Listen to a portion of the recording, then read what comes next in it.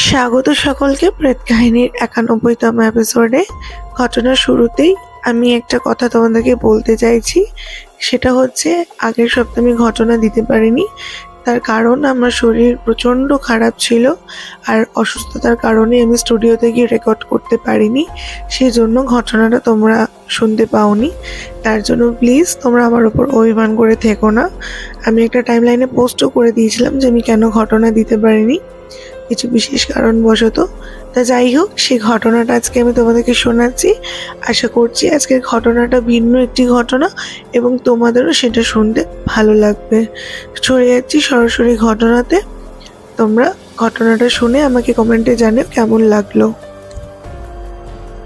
আজকে যে ঘটনাটা তোমাদেরকে আমি শোনাবো, এই ঘটনাটা যিনি আমাকে পাঠিয়েছেন তিনি আগে কলকাতার বাসিন্দা ছিলেন। এখন তার কর্মসূত্রে তিনি মুম্বাইতে শিফট হয়েছেন, এবং মুম্বাইতে শিফট হওয়ার পর ওনারা প্রথম একটি রেন্টেড হাউসে থাকতেন, কিন্তু তারপরে তারা জায়গা জমি কিনে একটা নতুন বাড়ি করে সেখানে শিফট হয়।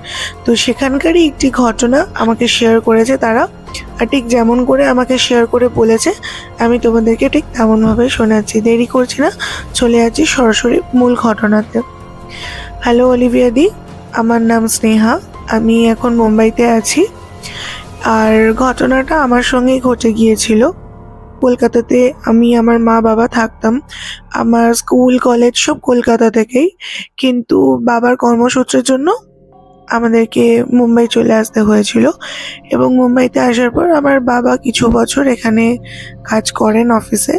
তারপরে আমাদের একটা জায়গা জমি কেনা হয়, এবং কেনার পর আমরা তারপরে বাড়ি করে এখানে শিফট হয়ে যাই। তা যাই হোক, এখানে শিফট হওয়ার পর যেটা হয়, প্রথমে আমরা যে এরিয়াতে ছিলাম সেই এরিয়াটা অনেকটা আমার বাবার অফিস থেকে অনেকটা দূরে ছিল। এবার তুমি জানো মুম্বাইতে কিরকম রেন্টের ব্যাপার, ওখানে প্রচুর কস্টলি এরিয়া। আর বাবা প্রত্যেক মাসে যে টাকাটা রেন্ট দিচ্ছিল, বাবার একটা সময়ের পর মনে হয়েছিল যে না, সব টাকা যদি রেন্টেই চলে যায় তাহলে ফিউচারে আর কিছু হবে না, একটা ছোট মাথা গোঁজার মতো স্থায়ী করতেই হবে। তারপরে মাও টুকটাক ওই হোমে খাবার দাবার ডেলিভারি করা এইসবের একটা কাজ শুরু করে দিল। আর তারপরে আমি পড়াশোনা করতে করতে সাইডের ছোট ছোট প্রমোশনাল জবগুলো করতে থাকলাম।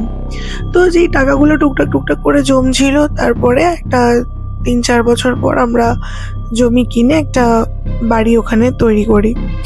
এবং বাড়িটা যখন তৈরি করি আমরা দোতলা বানিয়েছিলাম, নিচে 2টো ঘর, ওপরে 2টো ঘর, নিচে কিচেন, 2টো ওয়াশরুম, ওপরে কোনো কিচেন ছিল না। ওপরে একটা সুন্দর বড় ব্যালকনি করেছিল যেটা আমার রুমের সঙ্গে অ্যাটাচ ছিল, আর তার পাশে আর একটা ঘর করেছিল যে কলকাতা থেকে যখন আমাদের বাড়িতে কোনো গেস্টরা আসবে তাদেরকে ওই ঘরটাতে আমরা থাকতে দিতে পারবো। আর নিচের ঘরটাতে বাবা মা থাকতো। মা নিচেই রান্না ঠান্না করতো, আমরা ওখানেই খাওয়া দাওয়া করতাম। একটা সুন্দর ডাইনিং এরিয়া হয়েছিল, ছোট্ট মতন বাড়ির সামনে একটা বাগান মতন ছিল, একটা গুছানো একটা কমপ্লিট, যেমন ছোট্ট ফ্যামিলির ছোট বাড়ি হয় ঠিক তেমনই আমাদের ওরকম একটা স্বপ্নের মতন বাড়ি ঘর আমরা তৈরি করেছিলাম। যাই হোক, আমরা বাড়ি ওখানে তৈরি করার পর এবার বাড়িতে ফার্নিচার রাখার যেটা ব্যাপার হয়, তা আমি আর আমার বাবা মুম্বাইতে ওখানে কিছু আগেকার পুরনো ভিন্টেজ কালেকশন টাইপের যে জিনিসগুলো হয় সেই জিনিসগুলো আমরা ওখানে দেখতে যাই, যে আমাদের বাড়ির জন্য পুরনো জিনিস দিয়ে ঘর সাজাবো। কারণ এখন সব মডার্নাইজ জিনিস, আর আমার সবসময় একটু ভিন্টেজ টাইপের জিনিসগুলো আমার ভীষণ পছন্দ। তা সেই কারণেই বাবাকে বলেছিলাম যে ওইখানে একটা মার্কেট আছে, তা আমি খোঁজ খবর নিয়েছি, ওখান থেকে জিনিস নিয়ে আসি। ওখান থেকে জিনিস নিয়ে আসার পর যে আমাদের ঘরে এরকম একটা অঘটন ঘটবে সেটা আমরা কল্পনা করেও ভাবতে পারিনি। প্রথম আমরা যখন বাড়িতে থাকতাম, আমরা ওই গদি পেতে বিছানাতে শুতে হতো, গদি বিছানা করে মেঝেতেই শুতে হতো। কিছুদিন পর আমি আর বাবা কিছু পয়সা জমিয়ে আমরা যাই ওখানের এক ভিন্টেজ মার্কেটে জিনিস কিনতে। সেখান থেকে আমরা কিছু ওই খাট বিছানা, আলমারি, তারপরে শোকেস, ড্রেসিং টেবিল এইসব কিনি। আর একটা সুন্দর বড় আয়না, প্রায় 6-7 ফুটের হবে ওরকম একটা আয়না, বড় আমার দেখে এত ভালো লেগেছিল, আমার মনে হয়েছিল যেন এগুলো সেই ওই হিস্ট্রিতে পড়েছিলাম যেরকম রাজাদের বাড়ির আয়না, ওই রকম টাইপের। তো বাবাকে যে খুব বায়না করেছিলাম যে আমাকে এই আয়নাটা কিনে দাও, এটা আমি আমার ঘরেতে সাজিয়ে রাখবো। তো বাবা বলেছিল, দেখ এই আয়নাটা যদি কিনিস তাহলে কিন্তু ড্রেসিং টেবিল কিনে দেবো না।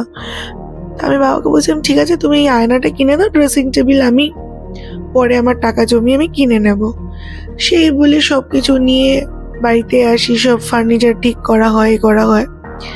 বেশ 1-2 মাস ভালোই কাটছিল, কিন্তু তার মাঝখানে কিছু কিছু সময় আমার কেমন যেন মনে হতো যখন আমি ওপরে একা থাকতাম, কিন্তু বুঝতে পারতাম না যে কেন আমার এরকম অস্বস্তি লাগছে বা কিছু। বেশ 2-3 মাস যাওয়ার পর শুরু হয় কিছু কিছু নেগেটিভ অ্যাক্টিভিটি। হঠাৎ একদিন রাত্রিবেলায় ঘুমাতে ঘুমটা আলগা হয়ে যখন পাশ ফিরতে যাই, আমার ঘরের সঙ্গে ওই যে বললাম একটা অ্যাটাচ বড় ব্যালকনি করেছিলাম, যেটা পুরো বড় কাঁচ দিয়ে স্লাইড ডোর করা ছিল। সেই কাঁচটা দিয়ে আমি দেখতে পাচ্ছি বাইরে ওই ইজি চেয়ারটার মধ্যে কেউ একজন বসে দোল খাচ্ছে।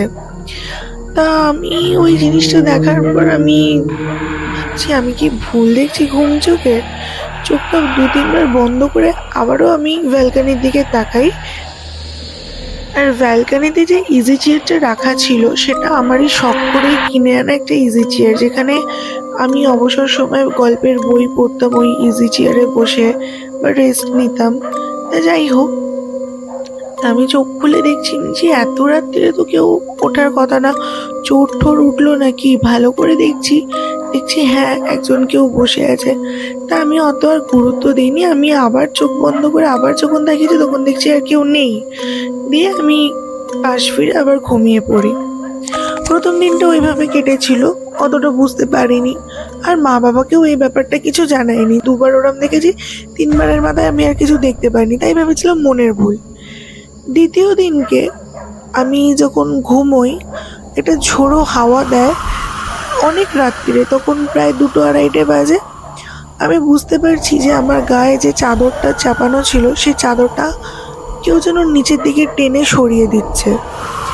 যতবার চাদরটা টেনে আমার গায়ের ওপরে তোলার চেষ্টা করছি, ততবার কেন জানি না মনে হচ্ছিল যে খাটের নিচে থেকে কেউ চাদরটাকে টেনে নিচে নামালে যেরকম একটা টান হয়ে থাকে এরকম, মানে কারো থেকে আমাকে টেনে ওপরের দিকে তুলতে হচ্ছে। উঠে যখন আমি খাটের নিচে দেখি যে কিছুতে চাদরটা আটকে গেছে নাকি তাদের ছিঁড়ে যাবে, উঠে দেখি যে না, খাটের নিচে তো কিছু নেই, তাহলে কি সেরকম টান হচ্ছিল। কিছু না বলে সেদিনকেও ঘুমিয়ে পড়ি। তৃতীয় দিনকে আমি তখন ওই 12:30-1টা বাজে, নিচে ডিনারে যাব। তা বিছানার সমস্ত কিছু গুছিয়ে টুচিয়ে খাটটা রেডি করে নিচে গেছিলাম যে ডিনার করে এসে ওপরে ঘুমিয়ে পড়বো। তা তাই করেছি, নিচের মায়ের কাছে গেছি ডিনারের জন্য, ডিনার করতে। ডিনার করে এসে আমি যখন ওপরে লাইটটা জ্বালাই, দেখছি এলোমেলো হয়ে রয়েছে আমার বিছানাটা। মানে কেউ যদি বিছানার ওপর রীতিমতন ধামসাধামসি করে, যেরকম বিছানার অবস্থাটা হয়ে থাকে ঠিক তেমন। আমি কি হলো ব্যাপারটা, এরকম তো না, আমি তো গুছিয়ে গেছি। মাকে খুব জোর চিৎকার করে ডেকে বলতে, মা তখন বললে, না তো উপরে কে উঠবে, সবাই তো নিচে, তোর ভাই বোনও নেই যে সে এরকম করবে। তখন আমি কনফিউশনে ভুগছি যে আমি কি তাহলে মনে করতে পারছি না, না আমার কি কোনো অসুখ হলো এরকম, মানে নিজের মনেই আমি এগুলো ভাবতে লাগি। তা প্রতিদিন রাত্রিরে তো এরকম আমার মানে এরকম জিনিসগুলো ঘটছিল। তারপরে মনে করো কোনো জিনিস একটা জায়গায় রাখলাম, সেটা মিসপ্লেস হয় অন্য জায়গায়। এবার তখন আমার ভাবতে লাগলাম আমি যে আমার কি কোনো শরীর টরীর খারাপ হয়েছে ভেতর থেকে, আমি কিছু মনে করতে পারছি না, বা এটা কেন হচ্ছে, আমার সাথেই কেন হচ্ছে, এটা তো আর বাড়িতে কারোর সঙ্গে ঘটছে না, আর আমি বা এগুলো কেন বুঝতে পারছি। একদিন রাত্রিবেলায় তখন প্রায় 1:30-1:45 বাজে, আমি ফোন দেখছি, ফোন দেখতে দেখতে হঠাৎ করেই আমার আয়নার দিকে চোখটা যায়। তা আমি তখন দেখতে পাই একটি মহিলার অবয়ব।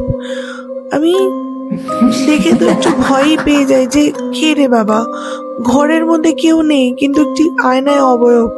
আমি নিজেকে বসে নিজে দেখছি, কিন্তু না, আমি তো বসে আছি, আমি বসে থাকলে আমার অবয়বটাই আয়নাতে রিফ্লেক্ট করবে, কিন্তু তা তো দেখছি না, একটি মহিলা, কিন্তু সেটা আয়নাতেই দেখতে পাচ্ছি, বাইরে তাকে আমি দেখতে পাচ্ছি না। লাইটটা যখন আমি পাশে জ্বালাই, সুইচটা লাইটটা জ্বালিয়ে দেখছি কেউ নেই, কিচ্ছু নেই। তখন আমি ভাবলাম, আরে এটা রোজ রোজ কেন আমার সঙ্গে হচ্ছে, এটা তো হওয়া ঠিক না। পরের দিনকে আবার আমি কলেজে গেছি। সেদিনকে আমি প্রচন্ড স্ট্রেস হয়ে গেছিল, আমার শরীর প্রচন্ড টায়ার্ড লাগছিল। আমি আর এসে ডিনার কিছু না করে রাত্রিবেলায় শুতে চলে গেছিলাম রুমের মধ্যে। এবং শুতে যাওয়ার পর সেদিন রাত্রিরে আমার সঙ্গে যে ঘটনাটা ঘটলো সেটা মানে কল্পনার বাইরে। অঘরে ঘুমোচ্ছি, আমার কানের কাছে এসে আমার নাম ধরে যেন কেউ ডাকছে, হালকা একদম ফিসফিস করে, স্নেহা, এই স্নেহা, মানে একটা হুইসপারিং সাউন্ড। আমার ঘুমটা একটু আলগা হয় এবং আমি চোখ খুলে আলগা করে দেখি, কিছুই ফার্স্টে দেখতে পাইনি। প্রথম আওয়াজটাতে অতটা আমি গ্রাহ্য দিইনি।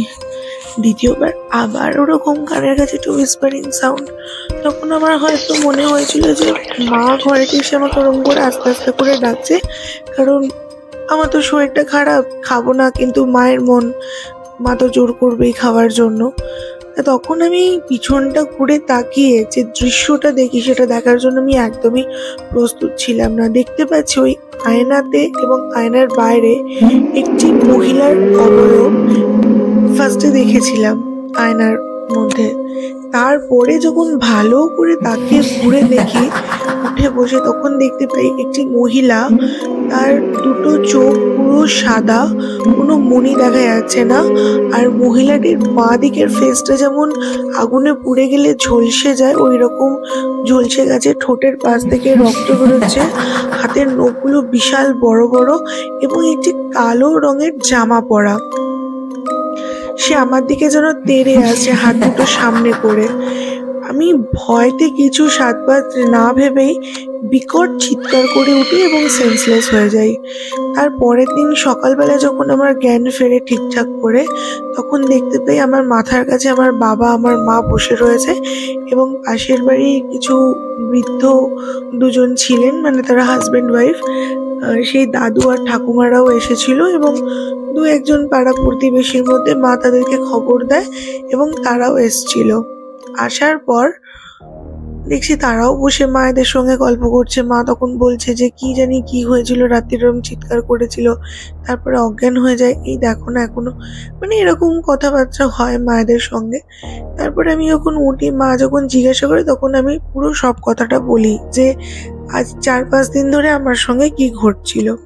তখন মা বলে যে তুই আমাকে এই ঘটনাগুলো আগে জানাসনি কেন, এরকম তোর সঙ্গে ঘটছিল যখন। তখন ওই বৃদ্ধ দাদুর মুখ থেকে আমার মা কিছু কথা শোনে। যেমন উনি বলেছিল যে দেখো বৌমা, এইসব তো ফেলে রেখে কোনো কাজ হবে না, আর আমরা এই কথোপকথনগুলো করে যাব, মেয়েটা এরকম ভুগবে, তোমরা বরং এক কাজ করো, এই পাশের পাড়াতেই একজন নন বেঙ্গলি পুরোহিত আছে এবং সে ওই বাস্তু নিয়ে এইসব কাজ করে যতটুকু আমি জানি, তুমি একবার যেতে পারো। উনি কিন্তু অনেকের বাড়িতে গিয়ে বাস্তু ভিজিট করেছে এবং অনেক কিছু তাদেরকে বলেছে যে এখানে আয়না রাখা উচিত না বা এখানে খাট রাখা উচিত না। আমি যতটুকুনি জানি যে আয়নার সোজাসুজি খাট রাখতে নেই, কিন্তু তোমরা আয়নার সোজাসুজি খাটটা রেখেছো। তাও তোমাদেরকে বলছি, আমি ভুলও হতে পারি, তুমি একবার যাও, ওই লোকটির সঙ্গে কথা বলে আসো। তা আমার মা আর বাবা তার বাড়িতে যায় এবং সেই ঠাকুরমশাইকে নিয়ে আমাদের বাড়িতে আসে। উনি আসার পরেই আমাদের বাড়িটা চারিপাশে গোল গোল করে দেখছিল ঘুরে। তারপরে উনি আমাদের ঘরেতে আসে, ঢুকে আমার কাছে আসেন, এসে আমার মাথায় হাত দিয়ে কি সব মন্ত্রপাঠ করলেন। করার পর ঠিক আয়নার দিকে চোখটা খুব কড়া নজরে তাকালেন, তাকিয়ে কিছু একটা মন্ত্রপুত করলেন। করার পরেই আমার মাকে বলল যে, হিন্দিতেই উনি বলেছিলেন যে আপনি এই আয়নাটা কোত্থেকে কিনেছেন। তখন আমার মা বলেছিল, আমি তো জানি না দাদা, এখানে কোনো পুরনো বাজার রয়েছে যেখানে এইসব পুরনো আগেকার দিনের জিনিস বিক্রি হয় নতুন করে সাজিয়ে, তা সেখান থেকে গিয়ে আমার মেয়ে অনেক বায়না করে আয়নাটা কিনে এনেছে। তখন ওই পুরোহিত মশাই বললেন আমার মাকে, হ্যাঁ ওই আয়নাটা তুমি কিনে এনেছো বা তোমার মেয়ে পছন্দ করেই কিনে এনেছে, কিন্তু ওই আয়নাটার জন্যই কিন্তু তোমার মেয়েকে আজকে এতগুলো কষ্ট পেতে হয়েছে। তা তখন আমার মা বলছে, কেন পুরোহিত মশাই কি হয়েছে? তখন উনি বললেন যে এই আয়নাটি যে মেয়েটির ছিল বা তোমার মেয়ে যাকে দেখতে পেয়েছে, সে কোনো সাধারণ মানুষ তো নয়, সে একটা অতৃপ্ত আত্মা। কারণ এই আয়নাটার প্রতি তার একটা বিশেষ টান রয়েছে। একটাই কারণ, তার শ্বশুরবাড়ি থেকে তাকে হয়তো জ্বালিয়ে মেরে দিয়েছিল এবং সে অনেক কষ্ট করেই মরেছিল। তার শরীরে অনেক জ্বালা যন্ত্রণা, একটা জ্যান্ত মানুষকে যদি জ্বালিয়ে মেরে দেয় তার শরীরে তো অনেক জ্বালা যন্ত্রণা দিয়েই সে মরে। তার একটা রাগ এবং ক্ষোভ ছিল। আর যেহেতু সে আয়নাটা তার বাপের বাড়ি থেকে তাকে যৌতুক হিসেবে পাঠিয়েছিল, তো সেই কারণের জন্য তার ওই আয়নাটার ওপর বিশেষ একটা টান ছিল। আর সেই টানেই তোমার মেয়ে যখন এই আয়নাটা সেটাকে পছন্দ করে কিনে বাড়িতে এনেছে, সেও সেটার সঙ্গেই এসছে। এবং দিনের পর দিন যখন ও দেখতে পাচ্ছে যে তোমার মেয়ে এই আয়নাটাকে নিয়ে ফটো তুলছে বা যাই হোক সামনে দাঁড়িয়ে মুখ দেখছে, ও সেটা সহ্য করতে পারেনি। তাই জন্যই তোমার মেয়েকে এইভাবে দেখা দিয়ে ভয় দেখিয়েছে, যাতে তোমরা এই জিনিসটাকে কিছু একটা ভাবে মুক্তি করো। ইমিডিয়েট এই আয়নাটা যেখান থেকে কিনে এনেছো ওখানে ফেরত দিয়ে আয়না কিন্তু আর নিয়ে আসবে না। কারণ কোনো সময় কোনো দোকান থেকে পুরনো আয়না কিনবে না, সেখান থেকে অনেক রকম নেগেটিভ এনার্জি বাড়িতে প্রবেশ করতে পারে। তো যাই হোক, তারপরে তো আমার মা আর বাবা গিয়ে সেই দোকানে আয়না ফেরত দেয় এবং বলে আসে এরকম বাড়িতে অঘটন ঘটেছে। তা ওই লোকটাও খুব ভালো ছিল। তখন সেই লোকটা বললো যে না দাদা, এই আয়না তো আমিও আর রাখতে পারবো না, যখন একবার শুনে নিয়েছি। তো যাই হোক, আমার মাকে সে কিছু টাকা রিটার্নও করে দেয় এবং বলে যে না বৌদি, এটার ব্যবস্থা আমি দেখছি অন্য কিভাবে কি করা যায়, আপনারা এই টাকাটা ফেরত নিয়ে যান, আপনারা অন্য নতুন কিছু আপনার মেয়ের জন্য কিনে আনবেন বা অন্যরকম ভাবে বানিয়ে দেবেন, সেটা আপনারা বুঝে নেবেন, আমি দিয়ে দিলাম। তো তারপর থেকে আজ অব্দি আমাদের বাড়িতে আর কোনো রকমের কিছু হয়নি। একটা বড় হোমযজ্ঞ করা হয়েছিল, পুজো দেওয়া হয়েছিল, ওইটা হয়ে যাওয়ার পর তারপর থেকে আমি কোনো রকম ভয় বা কিছু, আজও তো একা ওপরে ঘুমাই বা কিছু থাকি একা একা, তা কোনো কিছু প্রবলেম আমি আর ফেস করিনি। এই ছিল আমার ঘটনা। যদি তোমার ভালো লেগে থাকে অলিভিয়া দি, তুমি তোমার মতন করে তোমার শ্রোতা বন্ধুদেরকে শুনিও এই ঘটনাটা। Thank you so much Sneha, এত সুন্দর ঘটনা তুমি আমাদেরকে শেয়ার করেছো, ভীষণ ভীষণ ভালো লেগেছে। আর সবাইকে বলবো এই ঘটনাটা শুনে কমেন্ট করে জানিও কেমন তোমাদের লাগলো। আর এটা আমিও অনেকের মুখ থেকে শুনেছি বা আমি যতটা স্টাডি করে এখন দেখতে পাচ্ছি যে আয়নার সোজাসুজি কখনো খাট বা বিছানা রাখতে নেই, কারণ আয়না নেগেটিভ এনার্জি ডাইমেনশনের ওই পার্টটা থেকে রিপ্রেজেন্ট করে। তা আয়না যেমন ভালো, আয়না ঠিক তেমনই খারাপ। এরকম অনেক আয়না নিয়ে আমি কেস দেখেছি বা আমি স্টাডি করছি, আমি ফিল করেছি। তাই সে কারণেই আপনাদেরকে আমি এখানে রিকোয়েস্ট করব, যাদের যাদের বাড়িতে খাটের সোজাসুজি আয়না রয়েছে, আপনারা দয়া করে সেগুলোকে সরিয়ে, যেই জায়গাটা থেকে আয়নাটার ভিউ অফ খাট বোঝা যাচ্ছে সেখান থেকে ওটা সরিয়ে দিন, যাতে খাটের সঙ্গে আয়নার কোনো অ্যাটাচমেন্ট না থাকে। ধন্যবাদ। এটাই ছিল আমার ঘটনা আজকের। আশা করছি তোমাদের সকলের ভালো লেগেছে। আর কেমন লাগলো বারবার বলছি জানিও। আর শেষ করার আগে একটাই কথা বলবো, প্রেত কাহিনী কিন্তু কোনো কুসংস্কার, কালো জাদু এবং অন্ধবিশ্বাসকে প্রমোট করে না, আর কোনোদিনও করবেও না। যদি এরকম ধরনের কারোর স্পিরিচুয়াল কিছু হেল্প লাগে, আমাদেরকে কন্ট্যাক্ট করতে পারো, আমাদের স্পেশালিস্ট রয়েছে, তোমাদেরকে তারা হেল্প করে দিতে পারবে। ধন্যবাদ। আজকের ঘটনাটা শেষ করছি। নেক্সট উইকে নতুন একটি ঘটনা নিয়ে তোমাদের সঙ্গে দেখা হচ্ছে।